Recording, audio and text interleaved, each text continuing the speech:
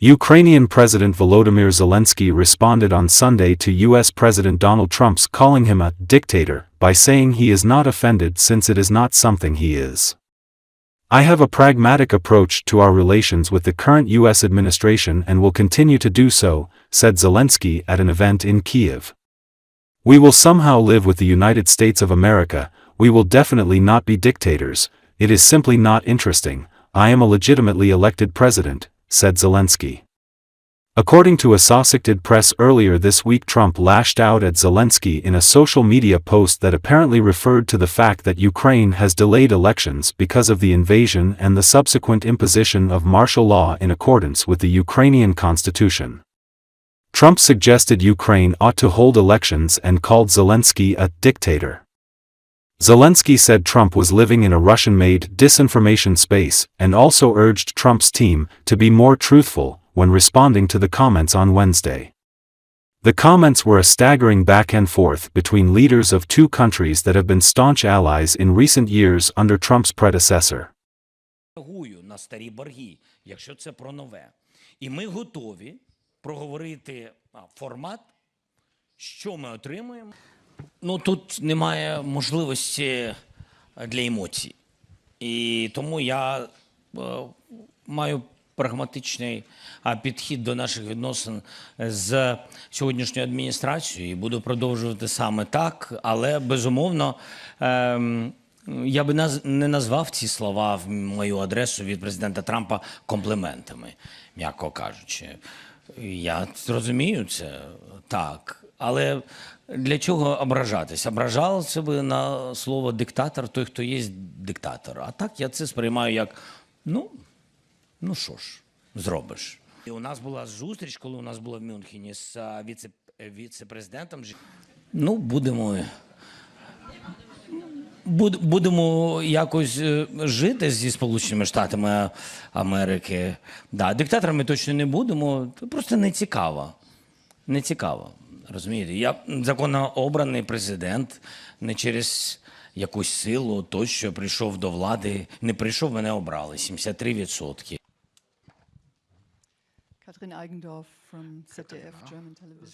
Після закінчення воєнного стану будуть вибори. І люди зроблять свій вибір. Так, десятиріччя у владі не збираюсь бути. Але і Путіну бути при владі над територіями України не дамо бути. Ось і все. Тому і боремось. А слова вони пройдуть. А може і щось хороше колись скажуть. Багато речей зробили, підняли кількість виробництва, посилили армію. Для мене, чесно, важливо, що про мене думають українці, якщо чесно. Я думаю, як і для президента Трампа, для нього важливо, що про нього думають американці. І я думаю, саме зараз для нього це дуже важливо. Як перший крок до об'єднаної армії Європи, Збройні сили Європи, я сказав, що це не експеримент.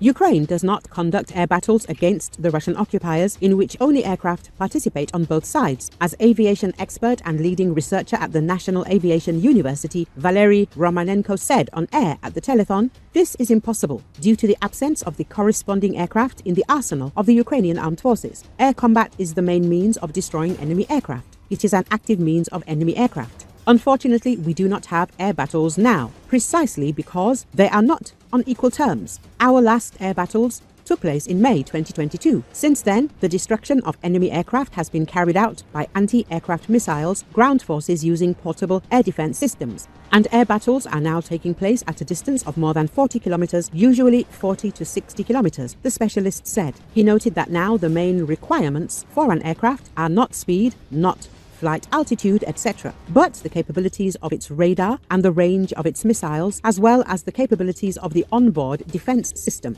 The expert also explained that battles similar to those waged by the Ukrainian Navy, which managed to drive the Russian fleet back to Novorossiysk without actually having any ships, are impossible in the air. That is, this was done mainly with the help of drones. Romanenko added that we do not have drones that carry long-range missiles in the air. In addition, he explained that large waves at sea can cover a drone, but in the air, it is much more difficult to disguise. In addition, the Russians have a huge number of radar stations, and in the area of the line of combat clashes, such protection is especially dense. He also said that the enemy had completely restored the losses that its aviation had suffered during almost 3 years of war against Ukraine. According to him, 370 successful launches of our anti-aircraft missiles have been confirmed, after which the target disappeared from sight. The expert claims either it was really destroyed or damaged, or it simply went out of radar coverage. This can be found out in a few years after the war. The situation is this: the number of aircraft whose destruction has been confirmed is just over 120 units. For the Russian army, the only irreversible losses are the 4 dozen Su-25 attack aircraft, which are no longer produced. At the same time, Russia produces Su-30, Su-35, Su-34 and Su-57 fighters. In 2022, the Russians produced only 27 combat aircraft. In 2023, about 25. Last year, 22 to 24. In general, losses in aircraft of the most modern types, except for attack aircraft, have been completely restored. That is, the situation remains difficult for our Air Force, Romanenko emphasized.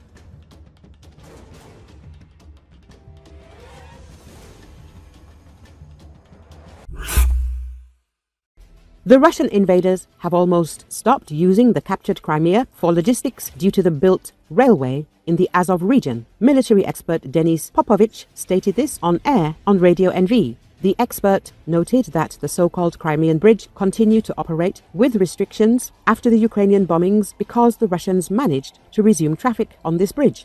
It has been restored as much as possible, and it is working, albeit with major restrictions. That's the first thing.